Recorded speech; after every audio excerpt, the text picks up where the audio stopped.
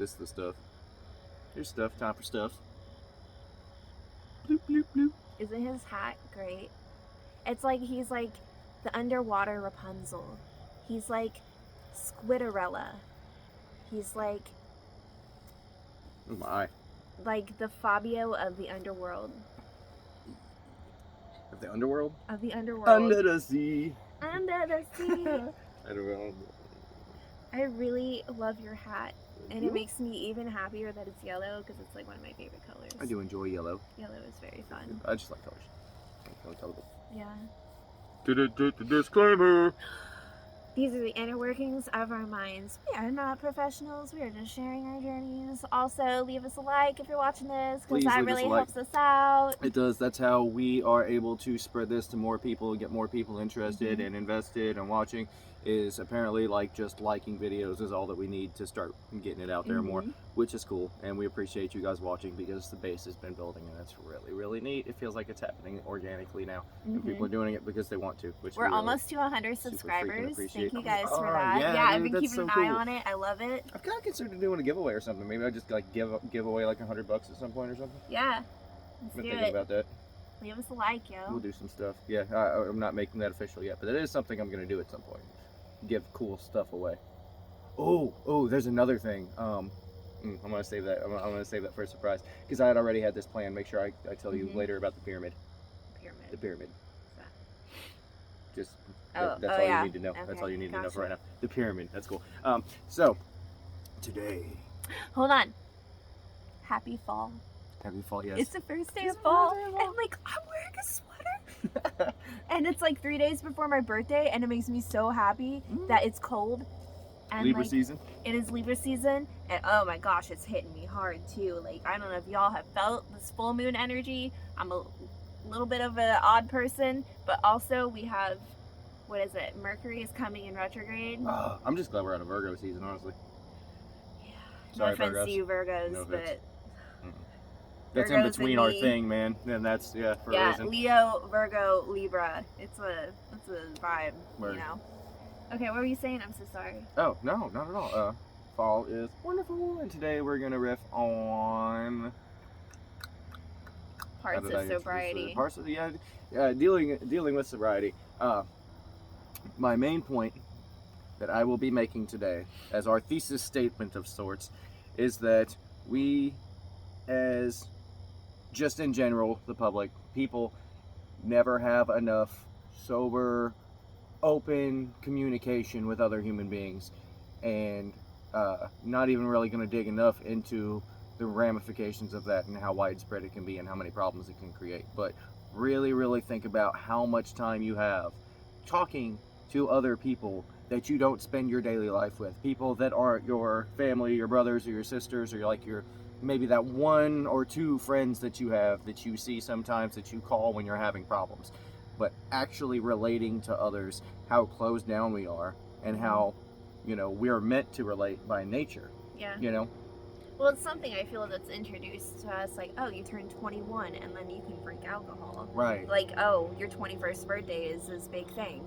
And some of us started drinking before that. Like, and it's just kind of like the teenager party culture, all that. But and everything is about that afterward. and it's That's kind of what it like, becomes. honestly, at this point, since I quit smoking, I have picked up on a beer really helps me like unwind my stress levels. I'm aware of it. Like I am very aware of the fact that I have been using alcohol as a little bit more of a vice, but it's also not to a point to where I feel like it's harmful to me. What do you mean it's a crutch? Crutches help me walk. Haha. Mitch Hedberg. But what was I saying? You were saying airplane, hurry up. That's really annoying. Airplane. Pause. You can't pause. Stay We're still. not that far away. Stay still. Okay. that's enough. Yeah. Yeah, that works.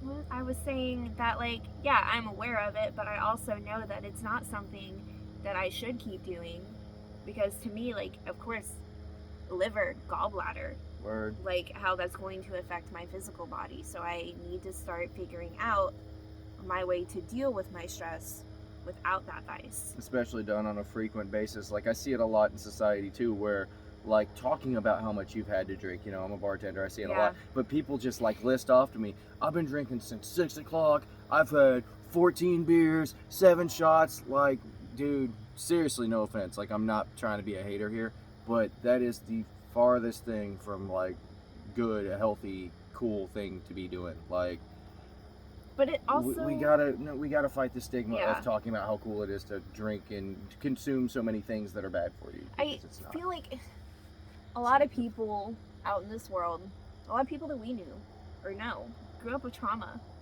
and like a lot of us are trying to bury it.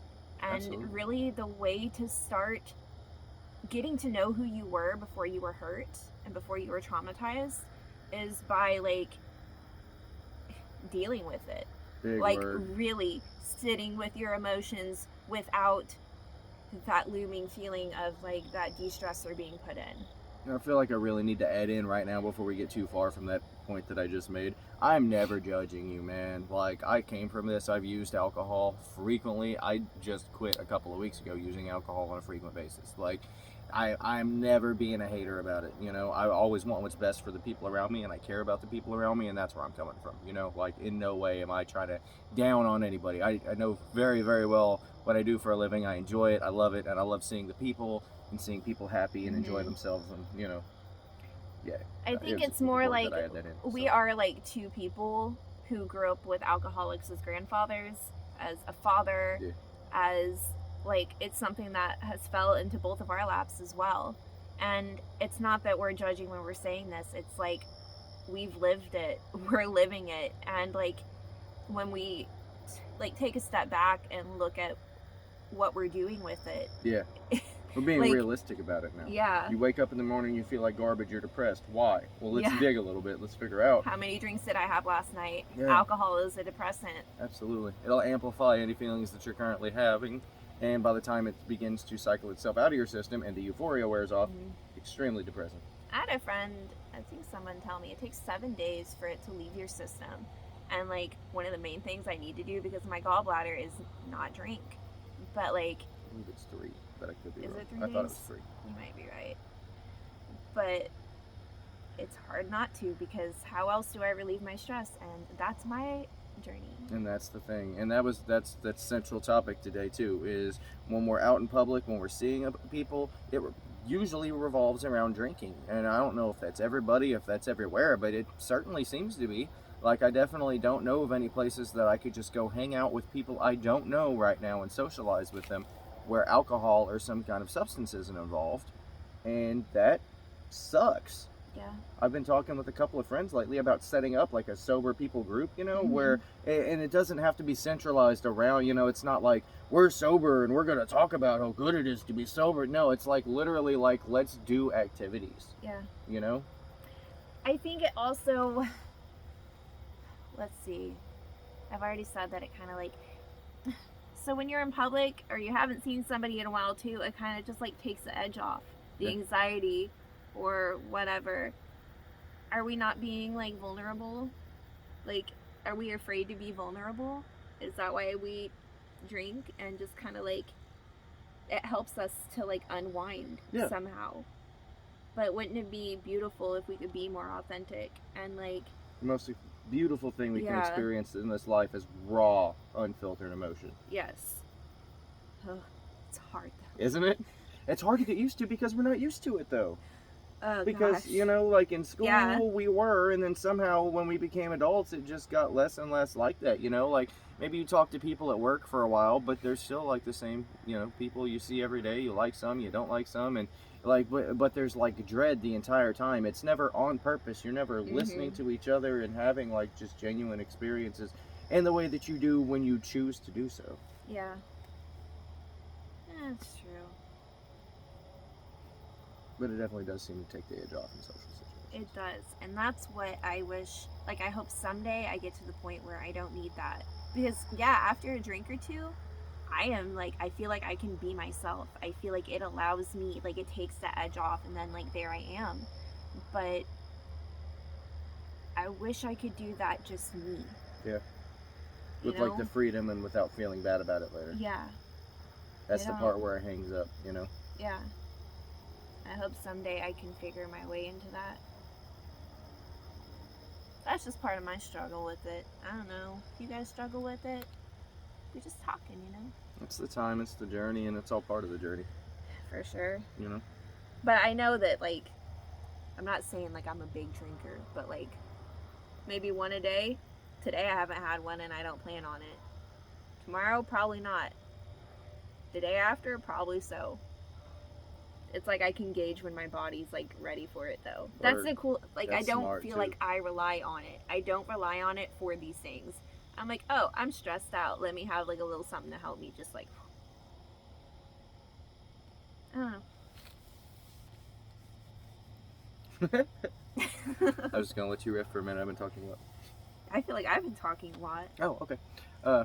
Another thing about seeing people in public, well, I don't know, I guess just the other half of my thing there was like when you run into people in public on accident, like you don't mean to, or you're in the middle of something. I was making a point on this yesterday, like you go to the store and you know you've got to get in and get your stuff that's essential to your survival, and you know that you're going to probably face human interaction. You know, so you see people, but it's never like full on like happy to be doing it. It's like an inconvenience in a way because, you know, I'm really glad to see you, and there's nothing wrong with the fact that it's you that's here now, but I really wish I could get my groceries and go home because I didn't come to Walmart to have a social experience, but like it's almost forced in a way, you know? Well, Walmart is like, well, in this area, if you're watching from other areas, it's like the main place where you see everybody in your town. Yeah. And we all have to go there because it's really the biggest store and it has all the things that we need. All things. So, yeah, most of us usually see people in there and we usually don't want to. But, like, it's a thing we do. Yeah. The unwanted connections. Yeah. So just, I don't know. I guess the idea here is that it would be nice to have ways to connect to people and come together in a manner that we're doing it by choice. And maybe it'll be strange at first, you know, it could be a little awkward, it could be, you know, weird situations, but we'll get used to it, you know, and form a community and be welcoming of new people coming into the community, but not centralized around whether or not we're using this or drinking that or any of those things, you know, like that doesn't need to be a main focus topic of anything. I'm really planning on putting a group together and trying this out, you know, like I gotta think more on it and like, who figure out are how I want to do you? it. What are you into? What are some things you want to try out? Yeah. I would love to go do pottery. I feel like I could go play with pottery instead of drinking on a night out. Like, I could go out for a Friday night and make a freaking pot and like have it forever. And that sounds pretty cool. It sounds super neat to me, man. I could make pots every Friday instead of drinking. But then again, my brain's like, a glass of wine would go good with making a pot. It's not like going out and having a couple of drinks and just having some fun is a bad thing That's either. true. You know? It's good just in moderation. When it becomes, you know, like a staple of your reality and it's something that you need to get by, it's when, you know, those are the moments in my life that I've questioned, you know, what am I pushing something back? Am I not focusing on something that I need to be? I'm in my own way in some form personally, you know, and it's not always like that for everybody. See, I'm not the kind of drinker that's experienced being blackout drunk very often. There's only 2 times, and both times I didn't even mean to get there. It was just the type of drink somebody ordered me, and I never wanted to feel that way again because it was honestly quite terrifying. So I'm not the person that drinks myself to that point. I am more somebody who just drinks to take the edge off, which I am grateful for that part of me because I have that, and that's beautiful for me, that I can, like, I have that self-control, and I'm not downing anybody else, but it makes me happy that I have that. I didn't have that with cigarettes at all. I would have just sat there and allowed myself to smoke myself into that character off of SpongeBob that wants chocolate. That would have been me if I didn't stop smoking. That's probably what both my lungs would look like. Chocolate. I've developed a bit of a chocolate eating habit. But it's okay, it's temporary. It is. I'll take care of that. I have later. a donut in there if you want it. I don't know. No. Okay. It's got chocolate. No, thank you. I didn't think about it.